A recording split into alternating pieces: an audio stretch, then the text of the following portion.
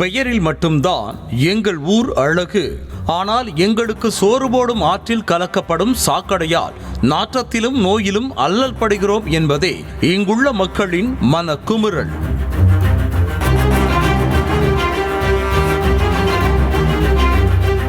திருச்சி மாநகர் கொள்ளிடம் ஆற்றங்கரையோரம் உள்ள அழகிரிபுரம் பகுதியில் 150க்கும் மேற்பட்ட குடும்பங்கள் வசித்து வருகின்றன. இதில் பெரும்பாலானோர் சலவை தொழிலை நம்பித்தான் பிழைப்பு நடத்துகின்றனர். இந்த நிலையில் ஸ்ரீரங்கம் பகுதியில் இருந்து வரும் சாக்கடை நீரானது அழகிரிபுரத்தில் உள்ள கொள்ளிடம் ஆற்றில் ராட்சத குழாய் மூலமாக 2 இடங்களில் கலக்கிறது. இதனால் தாங்கள் படும் வேதனை கொஞ்ச நஞ்சமல்ல என சலவை தொழிலாளிகள் தங்கள் குறைகளை கொட்டி உள்ளனர்.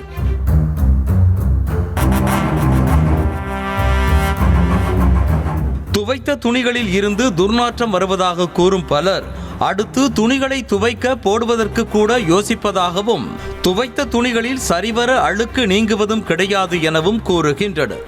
ஃபுல்லாகவே இங்கே சலவத்துலையாக தான் ஃபுல்லாகவே நீங்கள் எடுத்துக்கிட்ட ஃபுல்லாக சலவத்துல எல்லாமே இந்த வேலை தான் பார்க்குறாங்க. ஆனால் எவ்வளவோ மனு கொடுத்துட்டோம், கலெக்டர் ஆஃபீஸ் கண்டுக்கவே மாட்டேங்கிறாங்க. பிள்ளைங்கள்லாம் அந்த கைகாலெலாம் புண்ணாகி எல்லாத்துக்கும் ஒரு மாதிரி தான் வருது. துணிகளுக்கு இந்த பிரச்சனை என்றால் அதனை துவைத்து போடும் தங்களுக்கோ ஏகப்பட்ட பிரச்சனைகள் என கூறும் சலவை தொழிலாளிகள், சிறியவர்கள் முதல் பெரியவர்கள் வரை அனைவரும் அழகிரிபுரம் ஆற்றில் குளிப்பதால் கை கால்களில் புண்கள் மற்றும் தீராத தோல்வியாதி ஏற்படுவதாக வருத்தம் தெரிவிக்கின்றனர். அரிப்பு வருது, சரங்கெல்லாம் வருது. எல்லாம் ஒரு அரை மணி நேரம் குளிச்சாவே ஃபுல்லாகவே சரங்கு வந்துடும், அரிப்பு வந்துடும். இந்த மாதிரிலாம் வருது. இது நாங்களும் ஏகப்பட்ட கோரிக்கை கொடுத்துருக்கோம், யாருமே எதுவுமே எடுக்க மாட்டேங்கிறாங்க.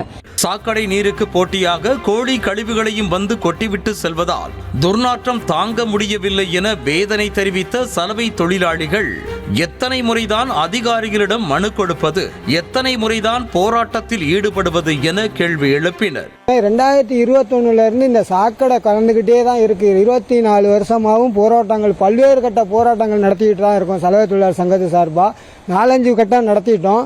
இப்பவும் மெனக்கிட்ட செஞ்சோம். சுத்திகரிப்பு நிலையம் அமைச்சு தரேன்னு சொல்லி பெண்களை 10-50 பேரை கூட்டி போய் மாவட்ட ஆட்சித்தலைவர்கிட்ட மனு கொடுத்தோம். அதையும் செஞ்சு தரேன்னு சொன்னாங்க. சுத்திகரித்து நான் சுத்தம் பண்ணி விடாமல் பார்த்துக்கிறேன்னு சொன்னாங்க. இன்னும் அது சரியானபடி செயல்படல. ஆட்சிகள் மாறினாலும் எங்கள் அவ்வள காட்சிகள் மட்டும் மாறவில்லை என்றும், மாவட்ட நிர்வாகமோ மருத்துவ முகாம்களை கூட நடத்துவதில்லை எனவும் குற்றம் சாட்டினர். நாங்கள் இது சம்பந்தமாக மாவட்ட ஆட்சியர்கள், மாநகராட்சி நிர்வாகிகள், கலெக்டர் எல்லாத்துக்கிட்டையும் மனு கொடுத்துட்டோம். ஆனால் எந்த நடவடிக்கையும் எடுக்கல. எத்தனை பேர்த்துக்கு அதிகாரிகிட்ட எல்லாத்தையும் மனு கொடுத்து கூட ஸ்டெப் எடுக்க மாட்டேங்கிறாங்க. மந்திரிலேருந்து எம்எல்ஏருந்து எல்லாம் ஜெயிச்சிருந்து எல்லாம் வந்து பார்த்துட்டு போகிறாங்க. அதோட சரி வந்து பார்க்கறதோட திருப்பி எதுவுமே கண்டுக்கிறதே கிடையாது.